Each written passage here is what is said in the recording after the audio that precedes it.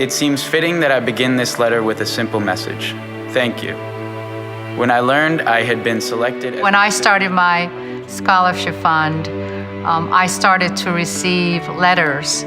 I could not have made it where I am without the generosity of people like you. I am writing to thank you for the very generous scholarship that I received on your behalf. My ability to attend Tufts has depended largely on financial aid and outside loans and scholarships. I'm the only daughter of 2 Haitian immigrants. My parents are hardworking. Attending this university has changed my life. I hope that you feel at least a bit of my appreciation in this letter. I can't tell you how much of an honor it is to receive this scholarship and how much it has meant to me this past year. I was born and raised in Seoul, South Korea, and we immigrated to the United States when I was 13, and went to Jambound High School in Queens, graduated from there in 1980, and then went to Tufts. I recall having a conversation with the financial aid officer from Tufts where I felt really comforted by the person to say, it's a complete package. You will not have any issue affording your education. So I knew once I accepted, it would be cared for. Make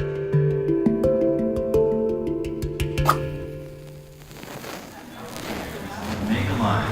So you guys are all gonna light your own candles. Tradition goes, a senior lights a candle of a junior who lights that of a... The most fundamental part of Tufts' financial aid policy that has never been up for debate is that we meet 100% of the demonstrated need of every student we offer admission.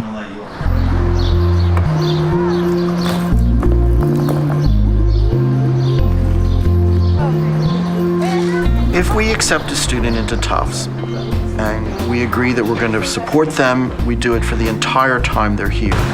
So that might even be a student who comes in and is paying full tuition because their family income isn't eligible for financial aid. But if they have family circumstances that change, and in this economy, we know that people can lose their jobs, we will take care of that student. It's important to recruit, admit, and enroll the very best students we can. The students who are at the top of our pool academically are often some of the students with the highest need.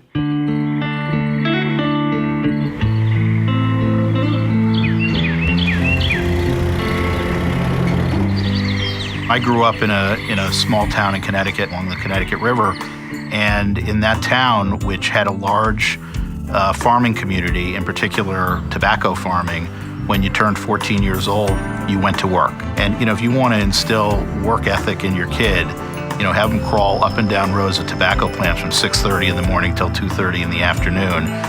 That's a job you never forget. And the good news is whatever you do after that is easier. My maternal grandfather had saved some money. He'd been a relatively successful small businessman and had provided a little bit of money for my education. My dad was working at the time and he contributed also to my education, but Tufts also helped. They were very generous in stepping up and providing me with work study and financial help. And that allowed me to go to, what was really one of the best private colleges in the country. The most talented students want to go to school with other talented students, not just from within this country, and certainly not just from high socioeconomic family backgrounds. They want to go to school with the most talented, interesting students throughout the world.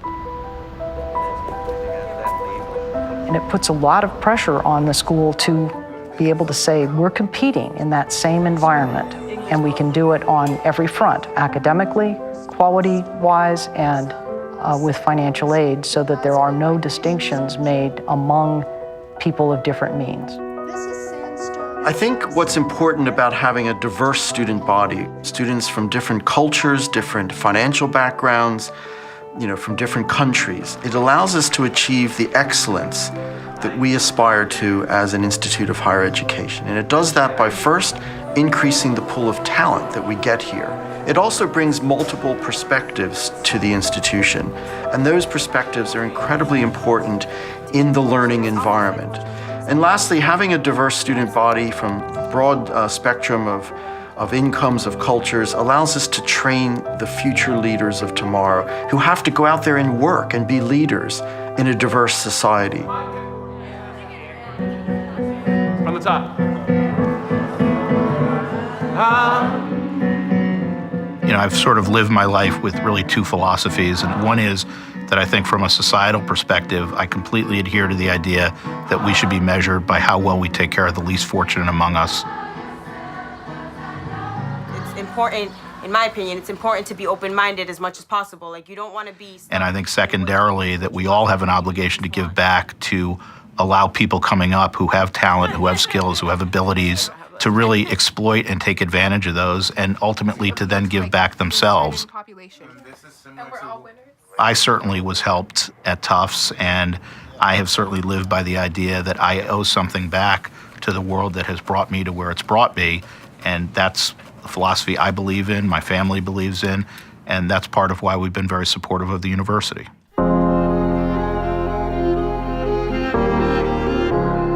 In 2008, when the economy crashed, we made a commitment to all of our students, regardless of their aid eligibility, that if their circumstances had changed, we would fund them completely and do that before we admitted any new students with those same dollars. And that was a really important moral moment for Tufts, where we said, we need to take care of the students we currently enroll before we make new commitments to another class or two. So it made an already finite financial equation even tighter.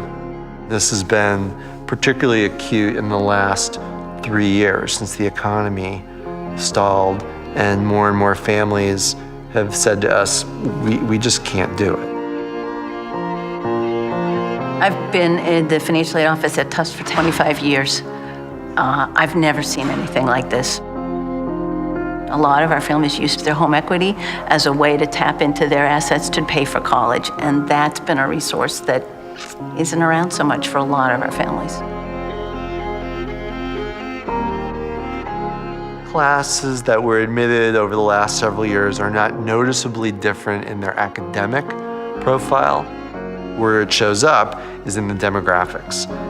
Fewer students on need, fewer students from public schools, fewer students from the middle class. You know, for most elite colleges, the very poor among us and the very, very wealthy among us have opportunities to go to those schools. Where it really becomes difficult is the intact family where the parents have decent jobs but are not wealthy by any stretch of the imagination, and they also can't really legitimately write that check to send maybe the first kid they can, but the second kid, the third kid, to the right college. And I just think we have to find a way, really by giving back to these institutions, to provide enough funding, not just for the kid who can't write any check, but also for the kids in the middle who would do very, very well at that school. Our ability to sustain the quality of our student body and our reputation as a leading American university require us to invest in the next generation of students. This is, for the rest of my career and my successor's career, we will keep having this conversation because it is a critical need.